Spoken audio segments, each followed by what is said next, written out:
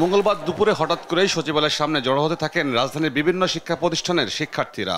দাবি, মাইলস্টোনে বিমান দুর্ঘটনার মতো মানবিক বিপর্যয়েও এইচএসসি পরীক্ষা স্থগিতে গড়িমসির দায়ে শিক্ষা উপদেষ্টা ও শিক্ষা সচিবের পদত্যাগ।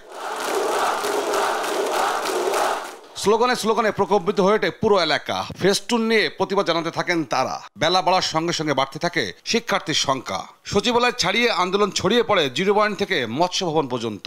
যেই উপদেষ্টা পরিষদের এইটুকু বোধ বিবেক নাই যে রাত্র ৩টায় তারা সিদ্ধান্ত জানায়, সেই রকম উপদেষ্টা আমরা চাই না। যেখানে আগের দিন আমাদের ভাই বোনেরা মারা গিয়েছে মাইলস্টোনে, সেখানে আজকে আমরা কিভাবে সুস্থ মস্তিষ্কে পরীক্ষা দিব?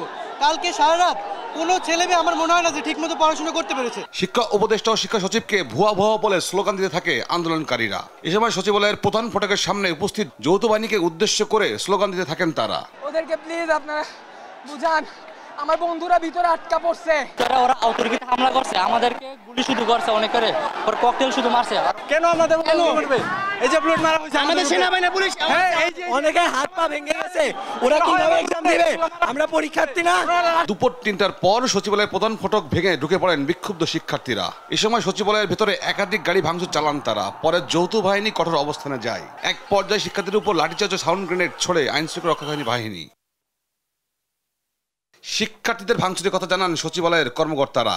এরা যদি ছাত্র এরা যদি লেখাপড়া করে কোনো চাকরি পায়, তাহলে এরা চুর হবো, ডাকাতি হবো, সন্ত্রাস হবো। এদের মতো ছাত্র আমাদের দেশের দরকার নেই। গেটটা ভেঙে ঢুকেই তারা গাড়ির মধ্যে হামলা করছে, তারপরে আরো কয়েকজনের সাথে ধাক্কাধাক্কি করছে।